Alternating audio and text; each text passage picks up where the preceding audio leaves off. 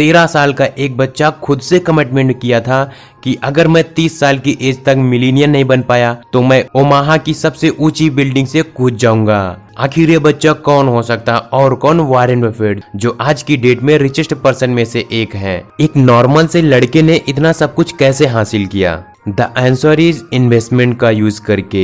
हम सब कहते हैं कि हमें इन्वेस्टमेंट नहीं करना है, इन्वेस्टमेंट में बहुत ज्यादा रिस्क होता है, बट एक्चुअली में देखा जाए, अगर आप एक एम्प्लॉय हो तो आप ऑफिस में जॉब कर रहे हो, आप अपना टाइम वहां पर इन्वेस्ट कर रहे हो जिसकी वजह से आपको सैलरी मिलती है। अगर आप एक बिजनेसमैन हो तो आप अपना टाइम वहां पर इन्वेस्ट कर रहे हो जिसके बदले में आपको प्रॉफिट मिलता है। तो हम सब अपने डेली लाइफ में इन्वेस्टमेंट करते रहते हैं। इन्वेस्टमेंट को समझ करके वॉरेन बफेट के मेंटर बेंजामिन ग्राहम ने एक बुक भी लिखी है जिसका नाम है द इंटेलिजेंट इन्वेस्टर। 1949 में यह बुक जितनी ज्यादा फेमस थी उससे कई गुना ज्यादा अभी भी फेमस है। इस बुक के अंदर हम आपको 7 ऐसे पॉइंट शेयर करने वाले हैं जिन्हें आप जानने के बाद आपका डाउट इन्वेस्टमेंट के प्रति पूरा खत्म हो जाएगा। So now point number 1। Point number 1 में ऑथर यहाँ पर 2 चीजों को लेते हैं। पहला इन्वेस्टर, स्पेकुलेटर। स्पेकुलेटर क्या होता है? देखो, 2 प्रकार के लोग होते हैं जो शेयर मार्केट में पैसा इन्वेस्ट करते हैं। जो स्पेकुलेटर होता है वो ट्रेंड को देखते हैं, वह मार्केट के ऊपर भरोसा नहीं करते, वह ट्रेंड देखते हैं, वह लक देखते हैं, गेस करते हैं एंड वो तुक्का लगा करके इन्वेस्टमेंट करते हैं। एंड दूसरी तरफ जो इन्वेस्टर होते हैं वह क्या करते हैं? मार्केट को एनालिसिस करते हैं। इसको और बेहतर तरीके से आप समझो, जो इन्वेस्टर होता है वह एनालिटिक्स के बेस पर डिसीजन लेता है, वह ट्रेंड को फॉलो नहीं करता है। एंड जो इन्वेस्टर होता है वह प्रिंसिपल अमाउंट को बहुत ही सेफ्टी के साथ रखता है। एंड सबसे बड़ी बात, जो इन्वेस्टर होता है उन्हें पता रहता है, उनके पास एक गोल होता है, शॉर्ट टर्म गोल नहीं होता बल्कि एक लॉन्ग टर्म गोल होता है जिसकी वजह से वह अच्छा रिटर्न जनरेट कर पाते हैं। ये 3 क्वालिटीज आप एक इन्वेस्टर में देखोगे। एंड उसी जगह पर स्पेकुलेटर जो होते हैं उनके अंदर ये क्वालिटीज नहीं पाई जाती है। अगर आप इन्वेस्टमेंट सीखना चाहते हो तो आपको इन्वेस्टर बनना पड़ेगा,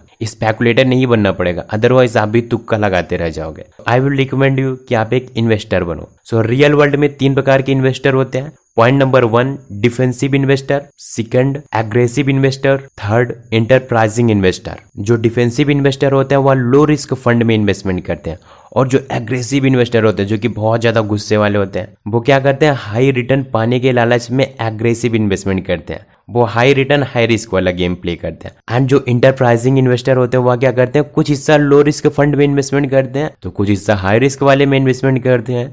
ज्यादातर लोग यहाँ सोचते हैं कि रातों रात कुछ मैजिक हो जाए और हमारे पास बहुत बड़ा अमाउंट जनरेट हो जाए, बट दोस्तों ऐसा बिल्कुल भी नहीं होता है। आपको कौन सा इन्वेस्टर बनना है, तीनों में से ये सोचना जरूर। देखो, इन्वेस्टमेंट जो होता है ना वह 2 चीजों के ऊपर डिपेंड करता है। पहला, आपका टाइम कितना है, आप कितना टाइम दे रहे हो मार्केट में। एंड सेकंड, आपका पर्पस क्या है, क्या आप शॉर्ट टर्म में खेलना चाहते हो फिर लॉन्ग टर्म में गेम प्ले करना चाहते हो। अगर आपके पास बहुत ज्यादा टाइम है, फुल टाइम है, आप इन्वेस्टर बनना चाहते हो तो एंटरप्राइजिंग का पोर्टफोलियो आप फॉलो कर सकते हो। एंड अगर आपके पास टाइम की कमी है, वो बेहतर यह है कि आप डिफेंसिव इन्वेस्टर का पोर्टफोलियो फॉलो कर लो, क्योंकि वहां पर रिटर्न कम हो सकता है बट परफॉर्मेंस देखा जाए तो एवरेज में रहता है। एंड वहीं पर एग्रेसिव इन्वेस्टर होते हैं। हम कभी भी एग्रेसिव इन्वेस्टर बनने की किसी को सलाह नहीं देते बिकॉज ऑफ रिस्क। यहाँ पर बहुत ज्यादा रिस्क होता है, हमें ऐसे गेम को प्ले करना चाहिए जिसकी वजह से हमारा लॉस ना हो। एंड नाउ अब हम जानते हैं लेसन नंबर 3। आइए देखते हैं कि बेंजामिन ग्राहम किन किन कंपनियों में इन्वेस्टमेंट करने की सलाह देते हैं। Point number 1, adequate size of an enterprise. हमें बड़ी कंपनी और रेपुटेटेड कंपनी देख करके इन्वेस्टमेंट करना चाहिए, और वो भी लॉन्ग टाइम में इन्वेस्टमेंट करना चाहिए। अगर आप किसी छोटी कंपनी में इन्वेस्टमेंट करते हो तो वहां पर रिस्क होता है, तो उस बात की कोई गारंटी नहीं होती कि आप छोटी कंपनी में भी अच्छा रिटर्न जनरेट कर लो। लेकिन जो बड़ी कंपनी होती है उनका बैकग्राउंड सपोर्ट अच्छा होता है, दैट्स वाई आपको बड़ी कंपनी में इन्वेस्टमेंट करना चाहिए। Point number 2, strong financial condition, जिसकी करंट एसेट उसके लेवलिटी से दुगना हो। ऐसे कंपनीज में हमें इन्वेस्टमेंट करना चाहिए, क्योंकि अगर उसके पास एसेट ज्यादा है लॉन्ग टाइम से तो इस बात की 100% गारंटी है कि आने वाले टाइम पर भी उसके एसेट ज्यादा रहेंगे। एंड पॉइंट नंबर 3, ऐसी कंपनीज जो पिछले 10 सालों में बड़ा लॉस ना हुआ हो, ऐसे कंपनीज में हमें इन्वेस्टमेंट करना चाहिए, और वहां पर ये देखना चाहिए क्या उस कंपनी में रेगुलर कुछ प्रॉफिट आ रहे हैं। अगर उस कंपनी में रेगुलर प्रॉफिट भी आ रहे हैं तब तो सोने पे सुहागा हो जाता है। Point number 4, earning growth. ऐसी कंपनी जिसका प्रॉफिट मार्जिन कंटिन्यू 10 सालों से बढ़ रहा हो, कम से कम 33% तक। बट इंडिया के अकॉर्डिंग टू इन्फ्लेशन पिछले 10 सालों में 100% ग्रोथ हुआ है। सबसे जरूरी, ग्रोथ स्टॉक में इन्वेस्टमेंट करने से बचना चाहिए। उसका पोर्टफोलियो आपको 50-50% जैसे कि 50% बॉन्ड और कैश होना चाहिए और 50% स्टॉक्स होना चाहिए। वैसे वॉरेन बफेट और बेंजामिन ग्राहम हमें डिफेंसिव इन्वेस्टर बनने की सलाह देते हैं। अगर आप फुल टाइम इन्वेस्टर बन करके हाई रिटर्न पाना चाहते हो तो ये पॉइंट्स आपके लिए बहुत इंपॉर्टेंट है। Lesson number 4, enterprising investor.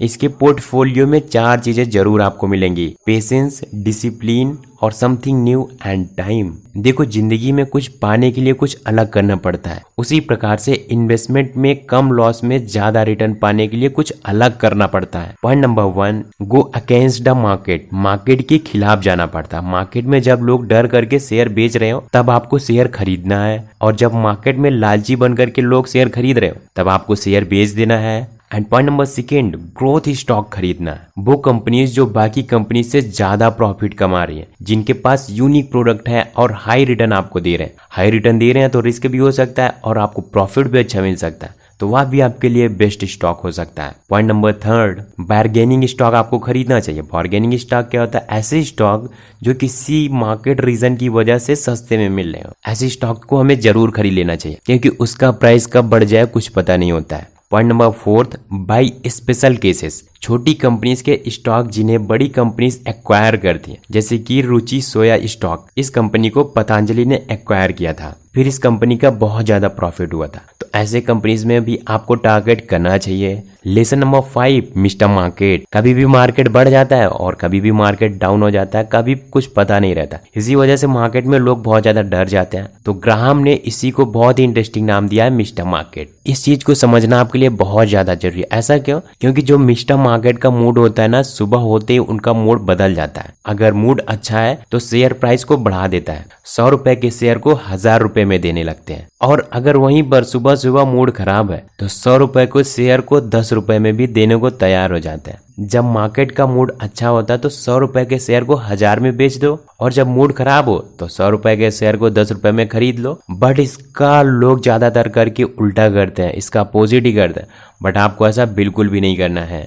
Graham कहते हैं कि अगर लॉन्ग टाइम इन्वेस्टर आपको बनना है तो मार्केट को भूल ही जाओ। मार्केट का मूड कैसा भी हो, आपको इन्वेस्टमेंट कर देना चाहिए एक बार अच्छे से रिसर्च करके। तो मार्केट में आप तभी इन्वेस्टमेंट कर सकते हो, अप डाउन को तभी देख सकते हो जब आपके पास डीमैट अकाउंट होगा। जब लगे आपको शेयर डाउन है तो शेयर को खरीद लेना चाहिए। अकाउंट बनाना चाहते हो, इन्वेस्टमेंट करना चाहते हो तो अप स्टॉक का लिंक वीडियो के नीचे डिस्क्रिप्शन बॉक्स में मिल जाएगा। वहां पर जाकर के आप अपना अप स्टॉक अकाउंट खोल सकते हो एंड इन्वेस्टमेंट की जर्नी शुरू कर सकते हो। Point number 6, margin and safety. अगर मार्केट से 150 रुपए का कुछ सामान लेना है आप, तो क्या आप 150 रुपए लेकर जाते हो? हाँ, बहुत सारे लोग 150 रुपया भी लेकर जाते हैं, बट हमें कुछ ज्यादा लेकर जाना चाहिए। अगर किसी इंजीनियर को 25,000 किलोग्राम का पुल बनाने का ऑर्डर आया है, तो क्या वो पुल बनाते टाइम 25,000 किलो का ही पुल बनाएगा? नहीं, वो 35-40 तक तो जरूर बनाएगा, क्योंकि इन फ्यूचर कोई प्रॉब्लम ना हो। इसी मेथड को कहते हैं margin and safety. Point number 7, market and inflation. अगर इन्वेस्टमेंट की बात हो रही है तो इन्फ्लेशन की बात ना, ऐसा तो हो नहीं सकता है। बहुत सारे लोग ऐसा भी सोचते हैं कि हम एफडी करा लेते हैं। एफडी तो आप करा सकते हो, लेकिन इस बात को समझो कि 2011 में दाल अगर 50 रुपए की मिल रही है तो आज की डेट पर 150 के आसपास मिल रही है। मुझे एग्जैक्ट अमाउंट नहीं पता, बट इसके आसपास जरूर मिल रही है। इंडिया का इन्फ्लेशन रेट 6 से 7% बढ़ रहा है, और वहीं पर एफडी में हमें 5 से 6% मिलता है। तो लॉन्ग टाइम में देखा जाए तो हमारे पैसों की वैल्यू कम हो रही है। आप एफडी करा दो या फिर कुछ भी करा दो, आपके पैसों की कीमत तो कम हो रही है। अमीर बनने का कॉन्सेप्ट बस इतना है कि इन्फ्लेशन रेट से आपका जो इन्वेस्टमेंट अमाउंट है वो बड़ा होना चाहिए, जिसकी वजह से आपके पैसों की कीमत कम ना हो। आपके पैसे लॉन्ग टाइम में ग्रो करने चाहिए, और इसी को इंटेलिजेंट इन्वेस्टर भी कहा जाता है। सो दोस्तों, आई होप आपको ये वीडियो जरूर पसंद आई होगी। अगर आपको ये वीडियो पसंद आई तो वीडियो को एक लाइक कर देना, और इसी तरीके से और भी नॉलेजेबल वीडियो देखना चाहते हो तो इस चैनल को सब्सक्राइब कर लेना। तो सब्सक्राइब नाउ। हम मिलते हैं एक जल्दी किसी अगले वीडियो में, तब तक के लिए thanks for watching this video.